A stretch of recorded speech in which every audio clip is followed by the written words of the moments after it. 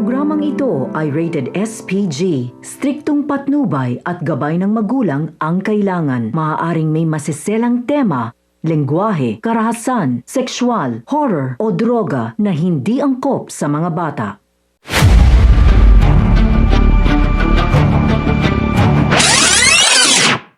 Mga kapamilya, pinanindigan na ni Tanggol at ng kanyang mga kaibigan na wala na talaga silang balak tumakas matapos nilang malaman na kasama si Chief Espina sa kanilang misyon.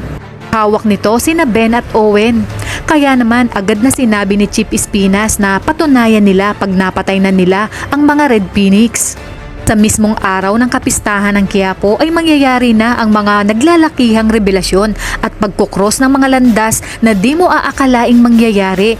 Una na dito ang matagumpay na pagtakas ni na Amanda at Primo kung saan magagawa nilang magpanggap na mga deboto ng Quiapo at magpalit ng damit upang di sila matunton ng mga tao ni Agustus.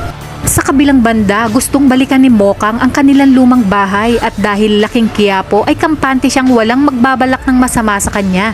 At dahil pista ng Quiapo ay dadayo din ang mga kawatan ng masasamang loob na hindi taga Quiapo.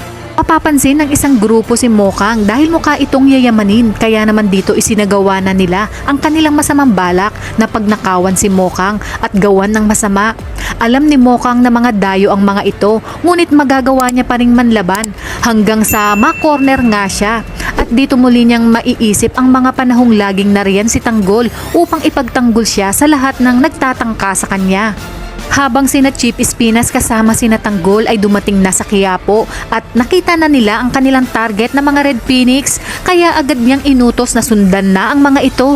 Sa pagdating naman ni Ramon at Don Julio sa warehouse ay ipapatawag na niya ang lahat ng kanilang mga kasyosyo upang ipakilala si David bilang Jesus Nazareno Montenegro na siyang magpapatuloy umano ng ligasiya ng mga Montenegro. Wala silang kaalam-alam na parating na sina Edwin kasama ang nagpapanggap na si Justin upang isagawa ang isang bypass. Kung kaya't laking gulat ni Ramon nang malaman niyang si Edwin ang may kasalanan kung bakit natimbog ang kanilang warehouse. Na mas lalong ikinainit ng kanyang dugo nang makita niya ang kanyang mortal na kaaway na si Rigor.